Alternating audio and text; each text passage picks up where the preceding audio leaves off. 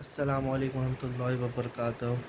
بہت سارے لوگ یہ بات بولتے ہیں کہ قرآن کو ہم کیسے سمجھیں، جبکہ قرآن کے اتنے سارے تفسیریں ہیں اور مطلب کیا کریں ہم لوگ سب تفسیر کو پڑھیں۔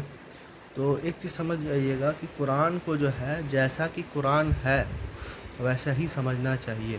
مطلب کوئی بھی ایسا انٹرپریٹیشن جو قرآن کے باہر سے آئے اور وہ قرآن کے اندر موجود نہیں ہے، اس طرح سے قرآن کو نہیں سمجھنا چاہیے۔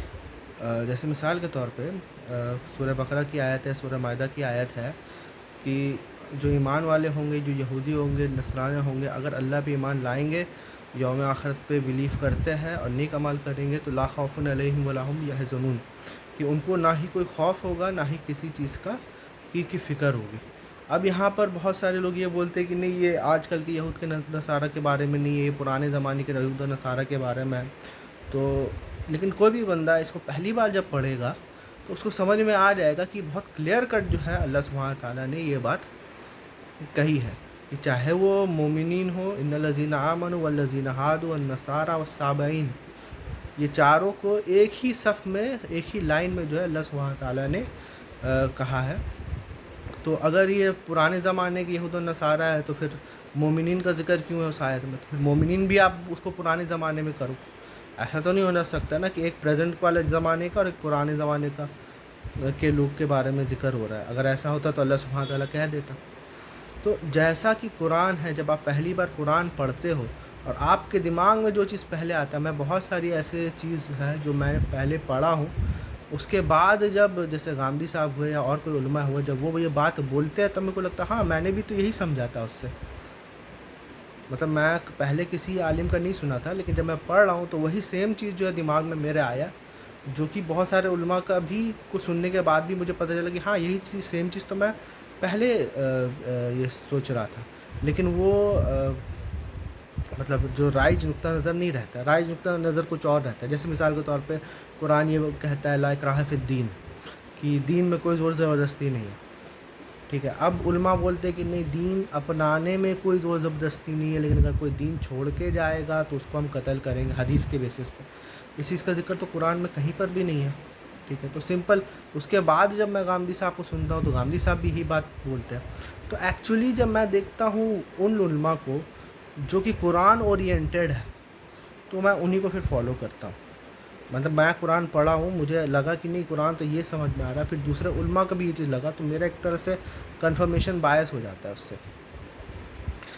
تو قرآن کو، قرآن کے کانٹیکسٹ میں، اور خود سورہ فرقان میں جو ہے قرآن نے کہا ہے، کیونکہ قرآن کی سب سے بہترین تفسیر وہ خود قرآن ہے۔ تو پہلے قرآن کو آپ قرآن سے سمجھیے گا، اور پھر اگر آپ کو کوئی بات سمجھ میں نہیں آئے تو آپ علماء سے رابطہ کر سکتے ہیں۔ میں علماء کے خلاف نہیں ہوں، میں یہ بول رہا ہوں کہ قرآن کو آپ ایسے ہی سمجھیے جیسے قرآن خود بولتا ہے۔ یہاں پر لوگ جو ہے اتنا کمپلیکیٹ کر دیتے ہیں کہ آپ قرآن کو کیسے سمجھو گے، آپ کو عربی نہیں آتی ہے۔ بھائی جو میں ابھی بول رہا ہوں، میں ہندی میں بول رہا ہوں، اردو میں بول رہا ہوں، جس کو ہندی یا اردو آتی ہے وہ میری بات کو آرام سے سمجھ سکتا ہے، اور اگر نہیں سمجھ سکتا ہے تو ٹرانسلیٹ کرا کے اس کو بھی سمجھ میں آ جائے گی بات، 99% میری بات سمجھ میں آ جائے گی۔ ان کا یہ کہنے کا مطلب ہے کہ اللہ سبحانہ تعالیٰ نے اتنا کمپلیکیٹڈ وے سے قرآن کو نازل کیا ہے کہ لوگوں کی بات ہی میں سمجھ میں نہیں آتی ہے، اور یہ جسٹ جو ہے الٹا، جو قرآن بولتا ہے اس کا جسٹ الٹا یہ لوگ بات بولتے ہیں۔ یہ لوگ بولتے ہیں کہ قرآن کو سمجھنا مشکل ہے، قرآن کوئی ایزی کتاب نہیں ہے، بہت کمپلیکیٹڈ ہے۔ اس کا جسٹ الٹا جو ہے قرآن بولتا ہے وَلَقَدْ يَسَّرْنَا الْقُرْآنَ لِلذِّكْرِ فَهَلْ مِن مُّدَّكِرٍ، کہ ہم نے جو ہے قرآن کو ایزی بنایا ہے۔ پھر دوسری جگہ قرآن بولتا ہے کہ بہت کلیئر کٹ ہے، کتنے سارے سورہ ہے جو سٹارٹ ہوتا ہے کہ ایک دم بینات ہے، ایک دم کلیئر کٹ یہ چیز ہے، ایک دم اسٹریٹ فارورڈ ہے قرآن۔ تو قرآن خود یہ بات کہہ رہا ہے کہ قرآن اسٹریٹ فارورڈ ہے، قرآن ایزی ہے، قرآن کلیئر کٹ ہے، قرآن ڈسپیوٹس کو ریزالو کرنے آیا ہے، اور اسی کو سب سے بڑا ڈسپیوٹ بنا دیے۔ اور یہ چیز قرآن میں خود یہ بات لکھی گئی ہے، وہ بھی سیم چیز جو ہے سورہ فرقان میں، کہ رسول جو ہے ہماری کمپلین کریں گے یا اللہ یا رب کہ میری قوم نے اس قرآن کو پیٹھ کے پیچھے مہجور کر دیا، ابینڈن کر دیا. اور واقعی ہم لوگ دیکھ سکتے ہیں کہ آج قرآن جو ہے ہمارے پیٹھ کے پیچھے ہی ہے. ہمارے سامنے کیا ہے؟ تفاسیر، 4 امام.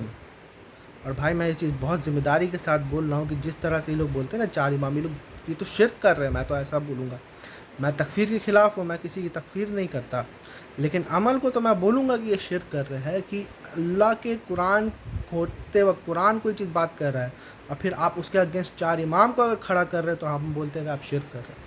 آپ قرآن کی کوئی بھی بات قرآن سے ہی آپ سمجھائیے. آپ یہ نہیں کر سکتے کہ قرآن کی کوئی بھی بات جو ہے قرآن کا اپنا، ہاں ٹھیک ہے میں سمجھ سکتا ہوں کہ انٹرپریٹیشن میں کچھ فرق ہو سکتا ہے، تو اس چیز کو آپ قرآن سے ہی واضح کیجیے گا. اس چیز سے آپ یہ نہیں بول سکتے کہ کیونکہ قرآن یہ چیز کہہ رہا ہے اور امام حنیفہ یہ چیز یہ کہتے ہیں یا امام شافعی یہ کہتے ہیں یا انہوں نے اس کو اس طرح سے سمجھا ہے. ان کے سمجھنے سے قرآن بدل نہیں جاتا، قرآن ویسے ہی رہتا ہے. تو قرآن کو آپ کو قرآن سے ہی سمجھانا پڑے گا، قرآن کو آپ کو حدیث سے سمجھانا نہیں پڑتا. یہ ایک ایسی کتاب ہے جس کو اللہ سبحانہ تعالیٰ نے مہیمن قرار دیا ہے توریت اور انجیل پہ، اور توریت اور انجیل خود جو ہے وہ اللہ کی ہی کتاب ہے. تو جب یہ مہیمن ہے توریت اور انجیل پہ، تو یہ بخاری، مسلم، ابو داؤد، تفسیر ابن کثیر کے اوپر مہیمن نہیں ہے، یا وہ لوگ مہیمن ہیں قرآن کے اوپر. تو میں بولتا ہوں کہ یہ ایک شرک ہے کہ آپ قرآن کے آگے جو ہے، قرآن کے اگینسٹ جو ہے کسی چیز کو آپ پیش کر رہے ہیں. اس چیز سے باز آ جانا چاہیے لوگوں کو.